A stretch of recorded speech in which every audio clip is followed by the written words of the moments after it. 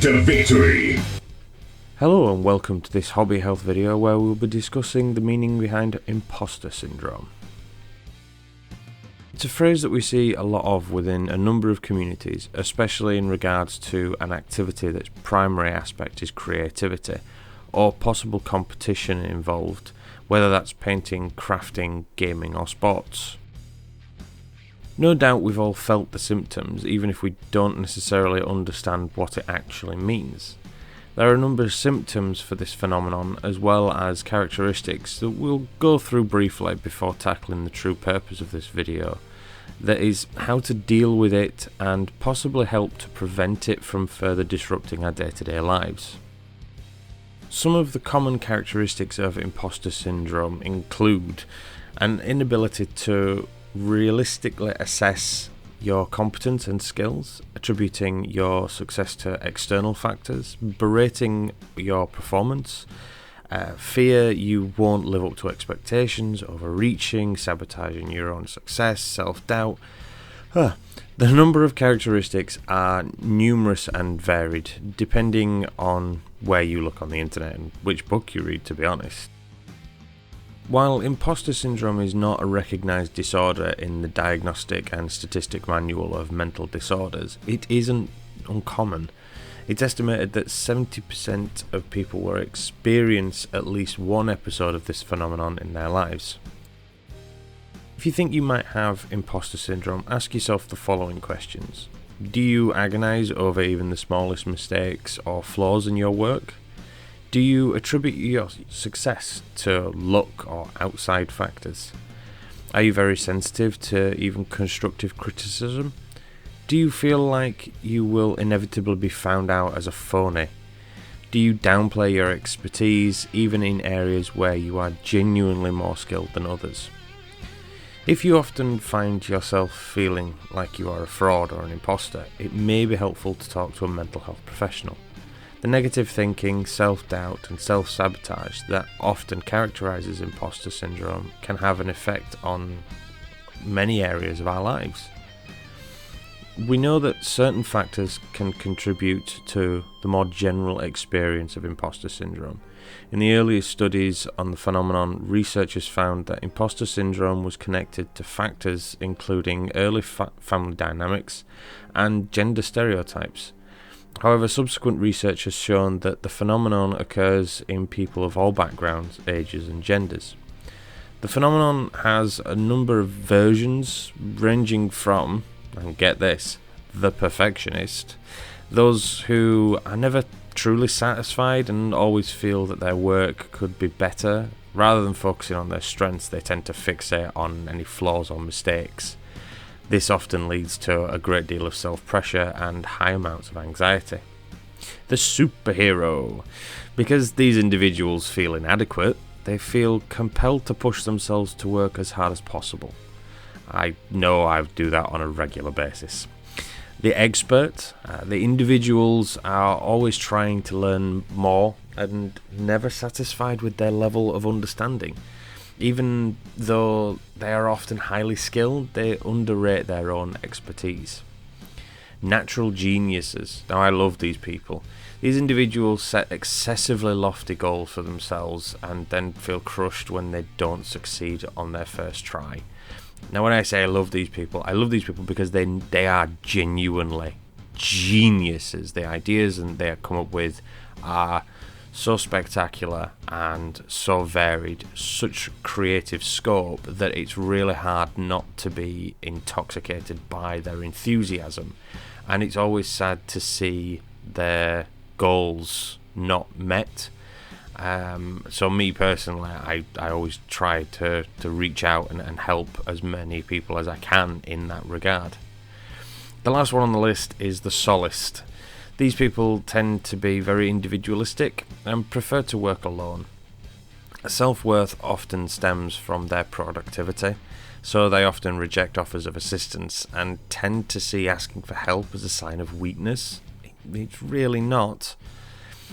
Many people in some cases could have aspects from each one. Many within the wargaming community that I have observed and spoken with struggle with aspects of the perfectionist, superhero or expert. In many ways, this phenomenon can then lead to further complications for our mental health, most of which are based around anxieties and our own self-doubt. For some, partaking in any form of creative hobby, this can be crippling, sapping our motivation away from something we enjoy or causing severe cases of burnout. Especially during the pandemic, this has been a large issue for many who have attempted to keep up with their fellow hobbyists on both a quality and quantity level of hobby output, essentially attempting to compete with their fellows for no other reason than their own negative perception of their own skills, talents and worth. I myself, on a regular basis, after finishing a stream or recording, even after sharing a miniature via social media, experience severe periods of doubt in my own capabilities as a miniature painter or content creator, falling back into the darkest parts of my mind and fighting with the notion that I am not good enough, downplaying every technique or skill that I have used as something so simple to achieve, when in actuality it may not have been. This can lead to sleepless nights after streams, honestly believing that people may be laughing at me from beyond the camera, or thinking that someone somewhere is talking about me in a negative light. And let's face it, this is the internet. In some cases that may be true, but that's one person's view, that's one person's idea of who you are, and it doesn't make it true. Their opinion of you does not define who you are. Heck, this is the internet, and there's going to be someone somewhere that has an issue, whether it's warranted or not. This has led to further spiralling with the onset of my own anxieties, as I'm aware it does with many others for no obvious reason or with any obvious triggers.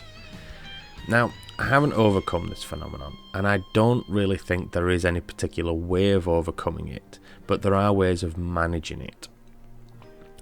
For starters, sharing your feelings. Talk to other people about how you are feeling. These irrational beliefs tend to fester when they are hidden and not talked about, and in some cases it's nice to get that metaphorical pat on the back. Another one you could try is focus on others. While this might feel counterintuitive, helping others in the same situation can help you, and it helps to build your confidence in your own abilities, especially when it comes to engaging with others due to social anxiety. These engagements also remind you that you yourself are not alone in these struggles. A good one I've utilised in the past has been to assess your own abilities. If you have a long-term held belief about your competence in social and performance situations, make a realistic assessment of your abilities. Write down your accomplishments and what you're good at, and compare that with your self-assessment. You could also have a friend or family write these things down for you as well. It's very hard when struggling with imposter syndrome to see your achievements and accept and acknowledge the good that you have done in your life. Another good one is to take baby steps.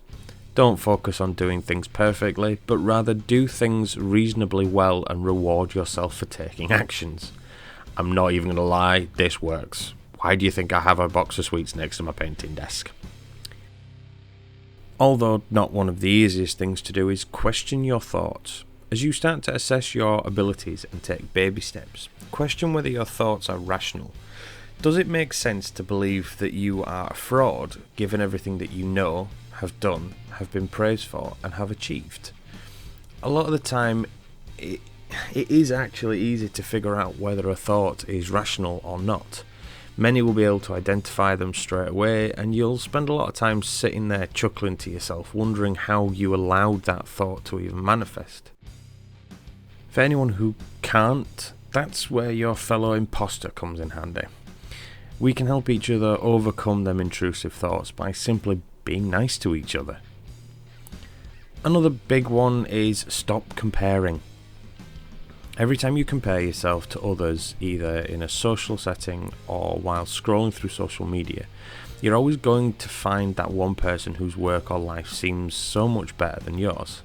But in reality, they've had to work just as hard as you are to get where they are today. There's no cheat sheet, there's no shortcut, there's no free pass for anyone in this world. You just have to accept the fact that they've walked their path and you're still walking it. Now, this next one that many of us don't practice it. This is one that we don't practice enough. Use social media moderately. We know that the overuse of social media may be related to feelings of inferiority. If you try to portray an image on social media that doesn't match you, or is impossible to achieve, it will only make your feelings of being a fraud worse. So just be yourself. The next one sounds a bit weird, but bear with me. Stop fighting your feelings. Don't fight the feelings of not belonging. Instead, try to lean into them and accept them. It's only when you acknowledge them that you can start to unravel those core beliefs that are holding you back. Now, that's not to say give up or give in to them core beliefs, as they are truth. But once you stop fighting against them, you can start to figure out where they come from. Why are they so deeply embedded in our core beliefs? This is something that a therapist eventually would be able to help you unravel. Don't go it alone. Lastly, and this one for me is a biggie, never let it hold you back. No matter how much you feel like you don't belong, don't let that stop you from pursuing your goals. Keep going and refuse to be stopped. Remember that if you are feeling like an imposter, it means you have some degree of success in your life that you are attributing to luck. Try instead to turn that feeling into one of acknowledgement of your own self-worth. Look at what you've accomplished in your life and be grateful. Don't be held back by your fear of being found out. Instead, lean into that feeling and get at its roots. Let your guard down and let others see the real you. If you've done all these things and still feel like you're an imposter, it's important to speak to a mental health professional. Don't forget, core beliefs make up a part of who we are, but they can be changed, and we can overcome the negative beliefs we have in ourselves, leading us to be better individuals. I hope this video has been in some way helpful and insightful. Thank you all for listening. Don't forget to like and subscribe, and as always, leave a comment. I'm always happy to hear your thoughts on the topic. Be safe and keep on hobbying.